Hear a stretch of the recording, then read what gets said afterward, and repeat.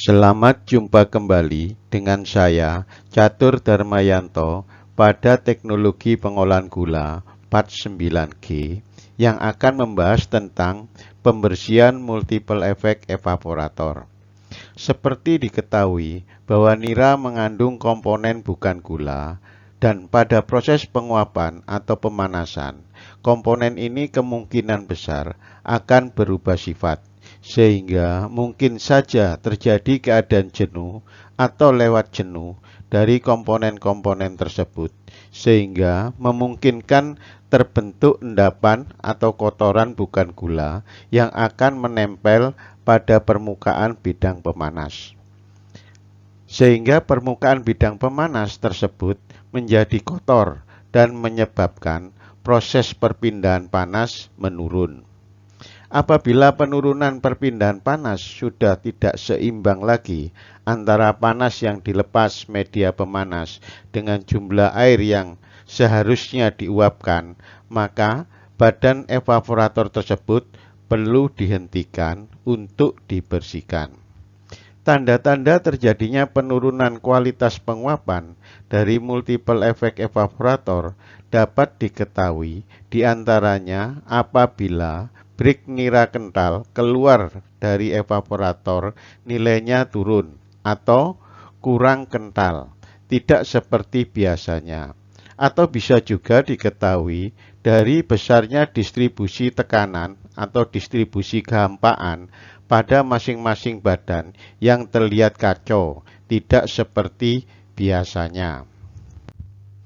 Kerak atau endapan yang menempel pada pipa pemanas terjadi pada dua sisi. Pertama, kerak atau kotoran yang berada pada sisi bagian luar pipa pemanas atau pada sisi media pemanas yang berada pada ruang kalandria. Kerak atau kotoran yang menempel pada sisi luar pipa pemanas umumnya terbentuk dari deposit minyak pelumas serta hasil-hasil perpecahannya. Kotoran ini masuk ke dalam ruang kalandria dibawa oleh media pemanas. Pada multiple effect evaporator terjadinya deposit minyak terutama pada pan penguapan badan pertama akibat adanya minyak yang terbawa uap bekas atau exhaust steam yang keluar dari mesin penggerak turbin atau mesin penggerak uap torak.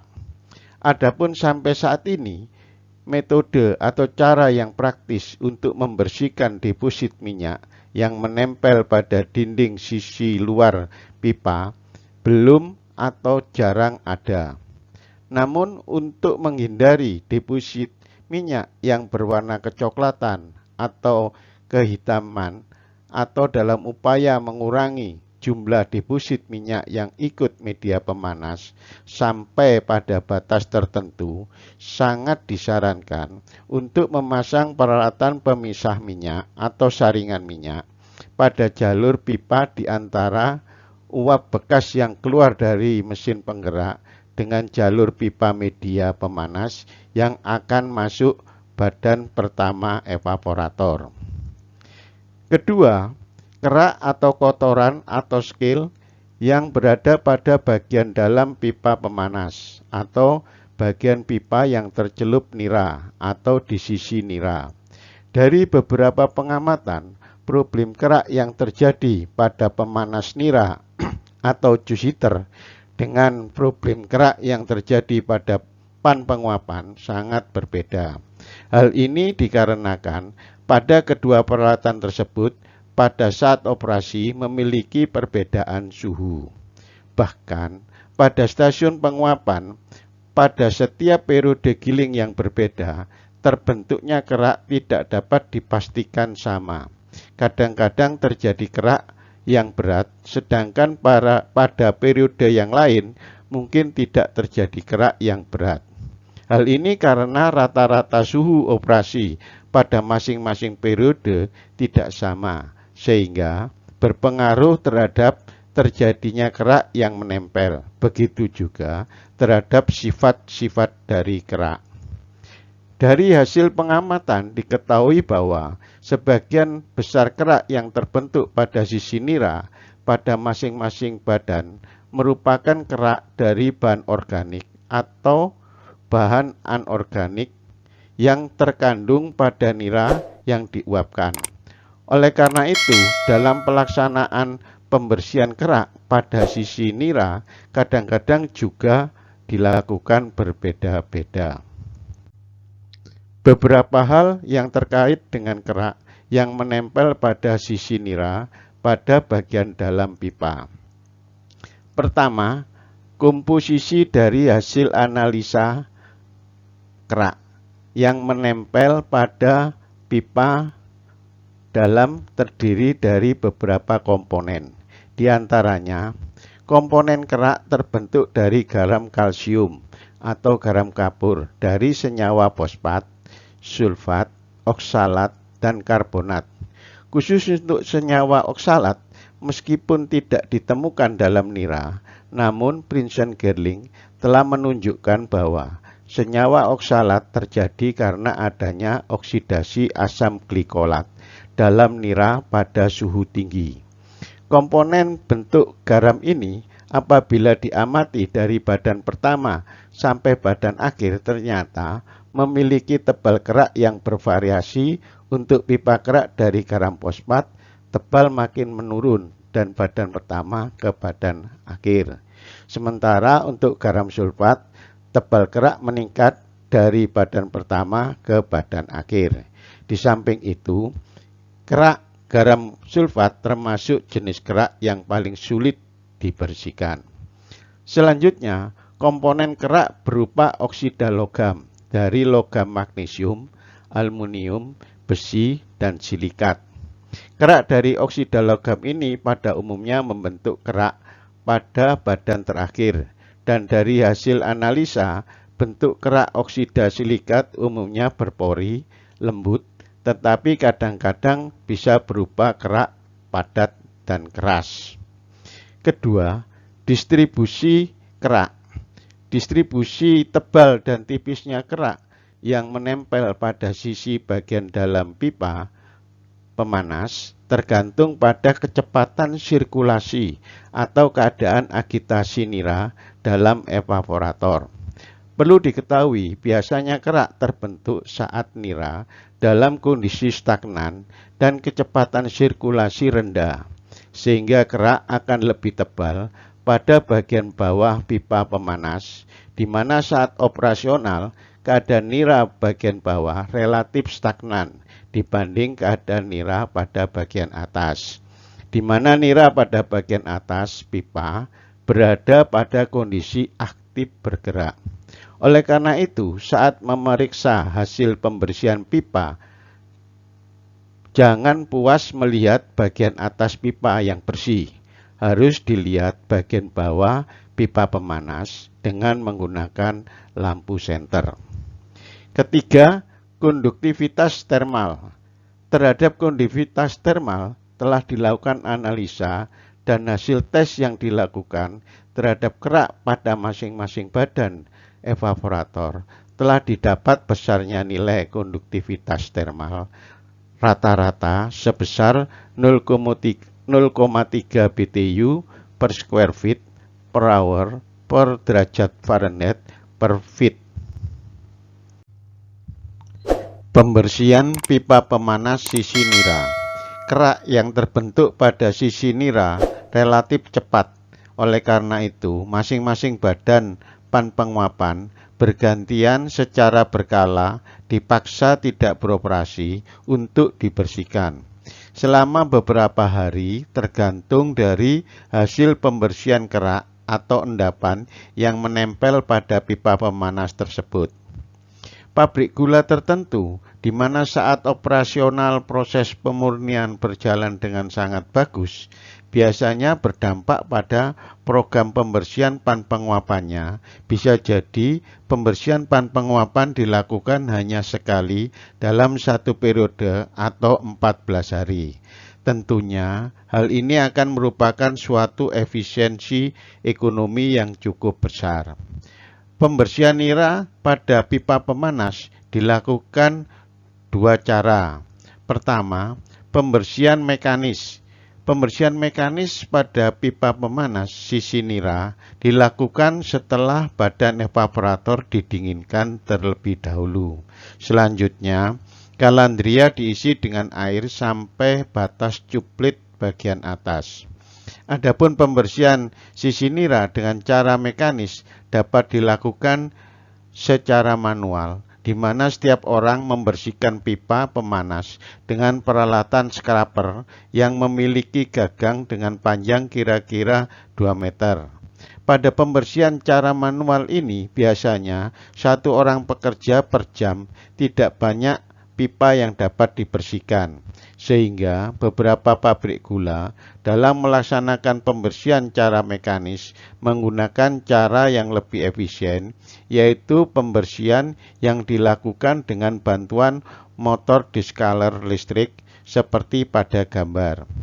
Motor descaler listrik yang memiliki kecepatan putaran tinggi kurang lebih 3.500 rotasi per menit, dan motor descaler ini terdiri dari beberapa jenis, diantaranya ada yang memiliki satu shaft atau satu poros, ada yang memiliki 2 shaft atau 2 poros, dan ada yang memiliki 3 shaft atau 3 poros seperti yang ditunjukkan pada gambar.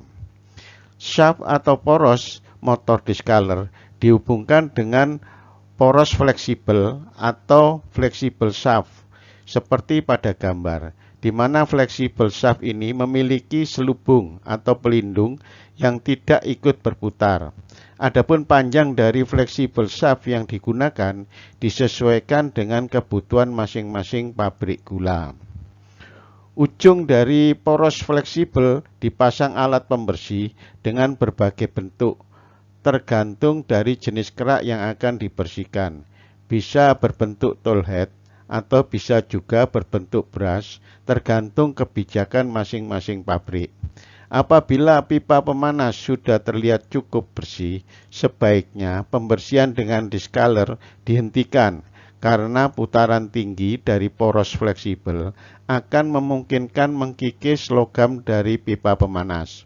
Pembersihan cara mekanis memiliki kekurangan, diantaranya pekerjaan pembersihan kurang menyenangkan dan boros penggunaan tenaga kerja. Kedua, pembersihan dengan cara kimia. Pelaksanaan pembersihan dengan cara kimia pada kenyataannya di beberapa pabrik gula dilakukan dengan sangat bervariasi.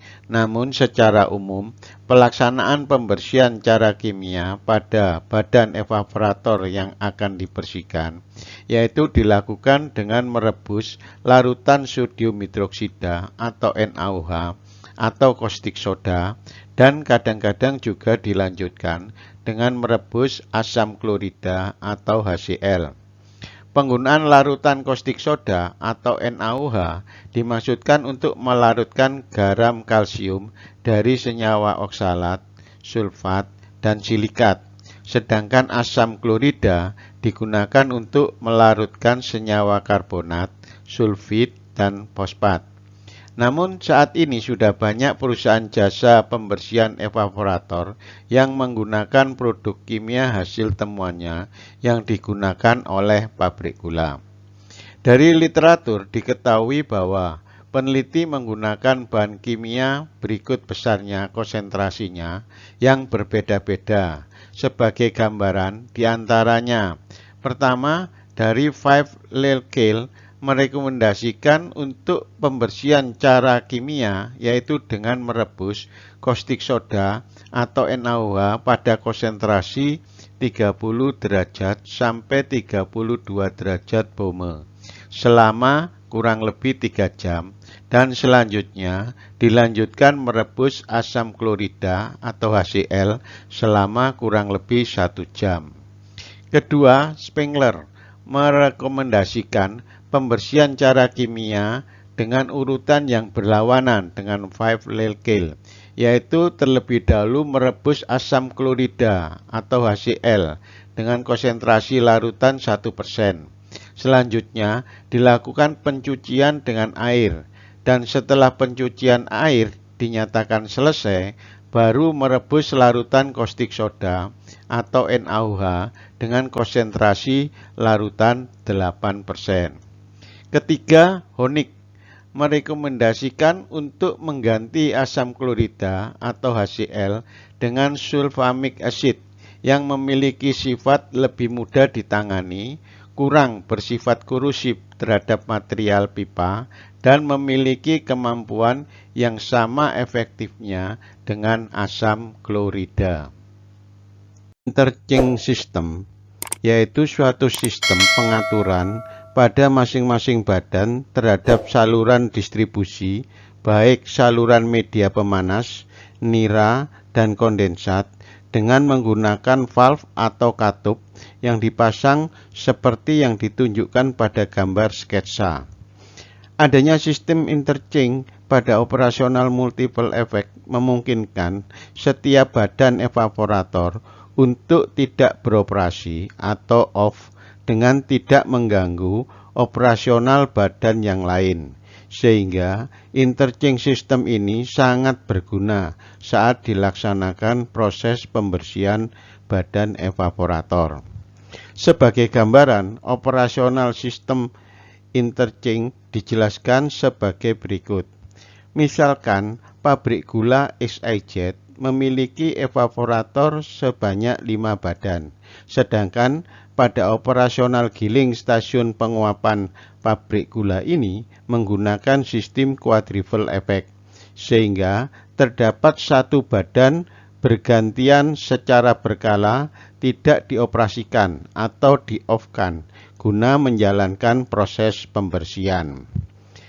Dengan contoh seperti pada gambar sketsa, nampak bahwa evaporator badan 3 sedang masuk program pembersihan, sehingga badan 3 pada posisi tidak beroperasi atau off. Dengan kondisi demikian, maka pada operasional stasiun penguapan menempatkan badan nomor 4 berfungsi sebagai badan nomor 3. Dan untuk keperluan tersebut, maka dengan sistem interchange dilakukan pengaturan, yaitu semua saluran distribusi, baik saluran media pemanas, nira, dan kondensat, yang masuk atau yang keluar badan 3 ditutup, sedangkan saluran distribusi bypass dari badan 2 yang mengarah ke badan 4 dibuka, sehingga memungkinkan media pemanas uap nira badan kedua masuk ke badan nomor 4. Begitu juga nira badan kedua langsung masuk ke badan nomor 4. Sekian sudah dibahas pembersihan multiple effect evaporator secara singkat. Untuk part selanjutnya akan dijelaskan tentang unit pembuat hampa atau unit pembuat vakum.